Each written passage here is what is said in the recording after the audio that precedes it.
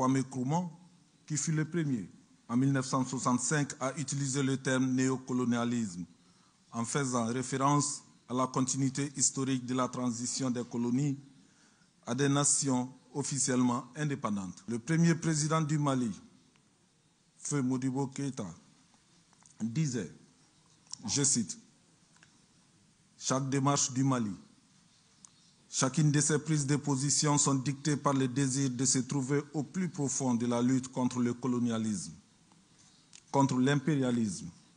Chaque décision du Mali porte l'empreinte d'une indépendance réelle que ne saurait contester aucun homme, aucun pays. » Mouvement de contrôle, le néocolonialisme est un système de pression pour piller les ressources naturelles. Face aux réalités, on est en droit de demander que deviennent donc la liberté et les indépendances de nos États chèrement acquises. En réalité, il n'est plus un secret pour personne que les indépendances accordées par les anciennes puissances coloniales ont été savamment organisées pour perpétuer leur domination par d'autres moyens. La liberté donnée aux Africains de se gouverner par eux-mêmes n'a pas mis fin à la mainmise sur leurs ressources naturelles. Nos ressources naturelles sont exploitées par de grandes entreprises appelées multinationales ou transnationales dirigées par les puissances colonisatrices. Des ONG sont créées pour les besoins de la cause et constituent des soutiens du néocolonialisme. Pour lutter contre ce mal du siècle, le président de l'organe législatif de la transition malienne propose des stratégies. Pour empêcher le néocolonialisme de revenir sous une autre forme ou une autre, nous devrons travailler plus, nous unir plus et favoriser plus l'émergence d'une nouvelle génération d'intellectuels et de leaders responsables. Le néocolonialisme est révolu, en tout cas révolu pour le Mali, désormais guidé par les principes du respect de la souveraineté, le respect des choix stratégiques et la prise en compte des intérêts vitaux du peuple malien dans les décisions prises, comme renchérit le discours du colonel Diao, à partir duquel on comprend aisément que même une grande partie de l'argent qui est dans notre porte-monnaie aujourd'hui vient de l'exploitation de l'Afrique par le colonisateur.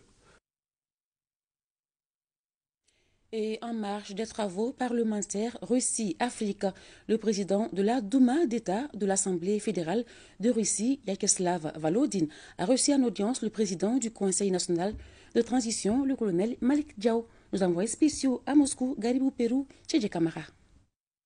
Maliens et Russes se rapprochent. En mission parlementaire, le président du Conseil national de transition rencontre son homologue de la Fédération de Russie. Après une demi-heure d'échange, les deux personnalités se présentent avec des sourires qui donnent de la lumière dans les relations bilatérales entre le Mali et la Russie. Le dialogue en face à face est primordial pour ce développement. Cette rencontre a été très importante pour nous pour pouvoir débattre des sujets clés de notre coopération.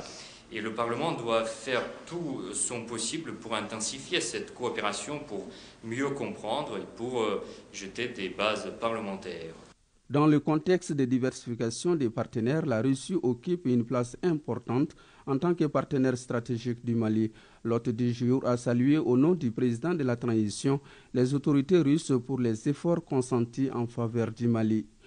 Le Mali et la Russie entretiennent de très bons rapports depuis 1960. Nous apprécions la sincérité russe dans le cadre de nos coopérations, également le respect mutuel, raison pour laquelle le président de la transition, le colonel Assimi Goïta, nous a demandé de diversifier les domaines de coopération à notre arrivée ici. Nous nous sommes inscrits dans les réformes majeures, à savoir des réformes politico-institutionnelles. Nous avons eu à désigner une autorité de gestion des élections et nous nous apprêtons à aller au référendum pour adopter le projet de constitution très bientôt. Donc aujourd'hui, nous avons encore besoin de l'accompagnement et du soutien de nos amis et partenaires russes pour un retour à l'ordre constitutionnel, relever tous ces défis. Spasiba. Merci. identifier les efforts afin de restaurer la paix au Mali et dans le Sahel. Telle est la volonté forte de la Fédération de Russie. Cette volonté de la Fédération réactivée est à l'actif de la transition dirigée par le colonel Assimi Goïta qui a su gagner la confiance des autorités russes. Visite de la ministre de l'Éducation nationale.